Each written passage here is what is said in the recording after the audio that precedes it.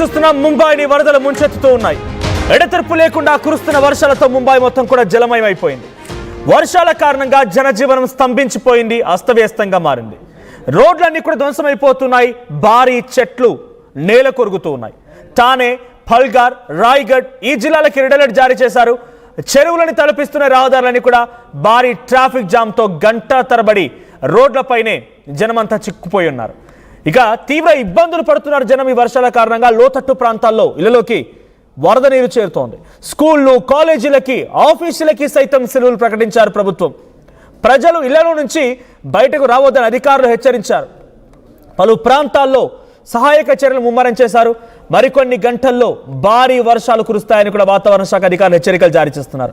ఈ హెచ్చరికలతో మహారాష్ట్ర ప్రభుత్వం అప్రమత్తమైంది. ముంబై నగరపాలక సంస్థ కూడా అప్రమత్తమైంది. ఎప్పటికప్పుడు పలు చర్యలు తీసుకుంటోంది. సో ముంబైలో ఎక్కడికక్కడ కొంత హైలైట్స్ కొనసాగుతున్నాయి.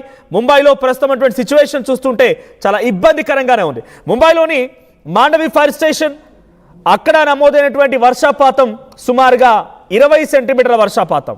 శాంటా క్రూజ్ దగ్గర 16 సెంటీమీటర్ల వర్షపాతం. జూహు ప్రాంతంలో 16 సెంటీమీటర్లు, విక్రోలి ప్రాంతంలో 16 సెంటీమీటర్లు, బాంద్రా 17 సెంటీమీటర్లు. ఏకంగా ఒక 55 ఏళ్ల అస్లాం ఇషాక్ షేక్ అనేటువంటి ఒక వ్యక్తి, 55 ఏళ్ల వ్యక్తి మ్యాన్ హోల్ ఓపెన్ చేసి ఉండడం కారణంగా నడుస్తూ వెళ్తూ అక్కడ కనిపించకపోవడం దానిలో పడిపోయాడు. The body was recovered after A search operation చేసి మరి ఆ బాడీని వెలికి తీయాల్సిన పరిస్థితి వచ్చింది. ఇది Brihan Mumbai municipal corporation BMC ఈ కారణంగా 4 ఆఫీషియల్స్ని కూడా సస్పెండ్ చేశారంట. సో లీగల్ యాక్షన్ కూడా కాల్ఫర్ చేశారు.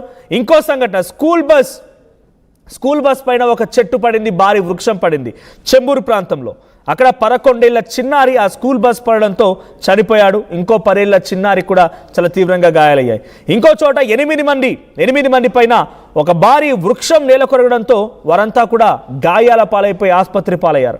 ఇక మోస్ట్ ఎఫెక్టెడ్ ఏరియాస్ ముంబైకి సంబంధించి చూస్తే కనుక సకినాకా, చెంబూర్, శాంటాక్రూజ్, జూహు, బాంద్రా, విక్రోలి, దాదర్, అంధేరి, కుర్లా, తానే అండ్ కళ్యాణ్ దోంబివిల్ ఈ ప్రాంతాల్లో భయంకరమైనటువంటి వర్షపాతం నమోదవుతోంది. సో ఇప్పటివరకు 2 మరణించారు, 10 మందికి పైగా గాయాలయ్యాయి. ఇంకో చోట భయంకరమైన వర్షాల కారణంగా నీళ్లు ఇళ్లలోకి చేరడంతో వారంతా అవస్థలు పడుతున్నారు.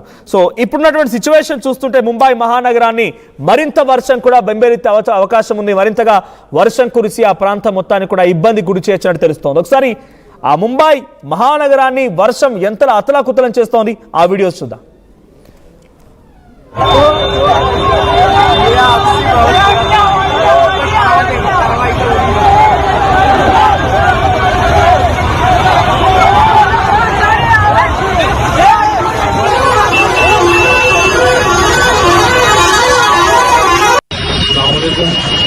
ये देखिए मोमरा शील फाटा के करीब का सैलाबी मंजर। पानी पूरी तरह से जो है जाम हो चुका है, ट्रैफिक जो है जाम हो चुकी है ब्रिज के ऊपर।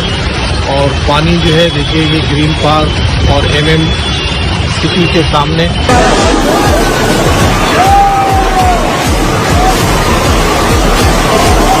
बोलू तेरे को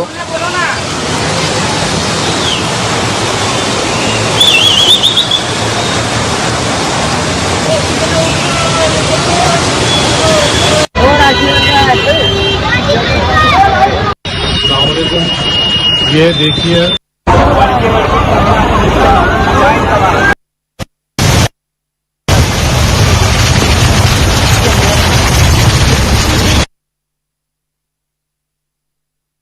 రైట్, ఇది కరెంట్ సిచ్యువేషన్. చూడండి, రోడ్ల పైన అదొక చెరువుల మాదిరిగా దర్శనమిస్తున్నాయి. రోడ్ల పైన కార్లే పడవలైపోతున్నాయి. కార్లన్నీ కూడా రోడ్లు ఆ నీటిలో మునిగిపోయి బయటికి తేలుతూ అలా కనబడుతూ ఉన్నాయి. సెల్లార్లోకి నీళ్ళు వచ్చేసాయి, హైవేల పైన నీళ్లు ఉండిపోయాయి, ఫ్లైఓవర్ల పైన నీళ్లు ఉండిపోయాయి, పడవలు వేసుకొని తిరగాల్సిన పరిస్థితి. ఇదన్నిటికీ కారణం డెఫినెట్గా ముంబై నగరంలో ఉన్నటువంటి మానవతా తప్పిదాలు కూడా ఉన్నాయి. ఏంటవి?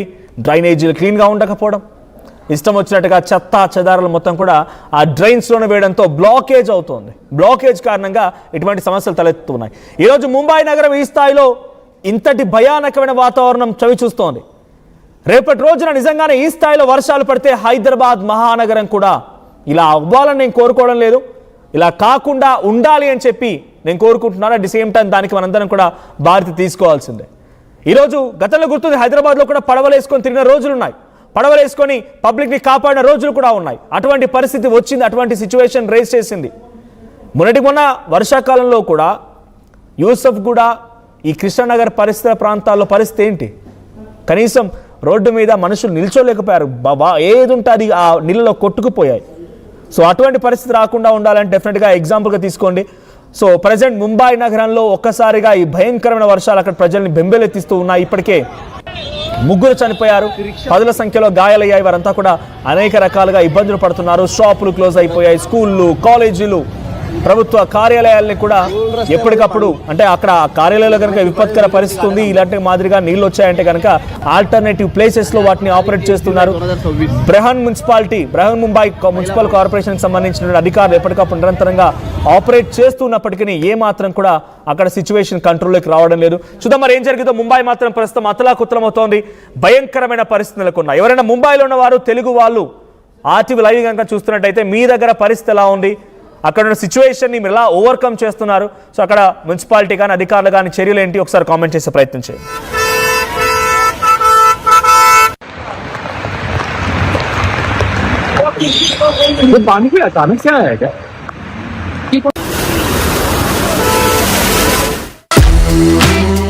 At KL Lay, we ensure that your dream job is a reality.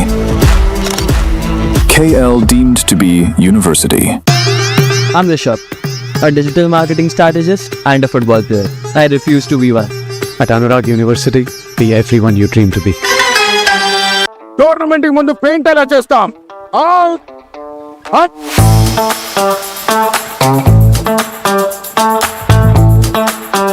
Plan అయితే చాలా బాగుంది. సార్, స్టేడియం పరిస్థితి చూడండి. టోర్నమెంట్ ముందు పెయింట్ ఎలా చేస్తాం? టెక్నో పెయింట్స్ ఉందిగా. Techno paints? Township, dam, stadium లేదా మనీళ్ళు, పెయింట్స్ నుంచి పెయింటింగ్ వరకు పూర్తి సొల్యూషన్ కావాలంటే మేమున్నాం. కానీ సార్, టైంకి పూర్తవుతుందా? రోజుకు 23 లక్షల స్క్వేర్ ఫీట్ పెయింటింగ్ చేయగల సామర్థ్యం, 5,000 మంది స్కిల్డ్ లేబర్ టీం మా వెంట ఉంది. 23 లక్షల? అవును, ప్రపంచ స్థాయి రంగులు, అద్భుతమైన షేడ్స్ తో భారతదేశపు అసలైన పెయింట్ మరియు పెయింటింగ్ శక్తిని మేమే. We are Techno Paints. Techno paints.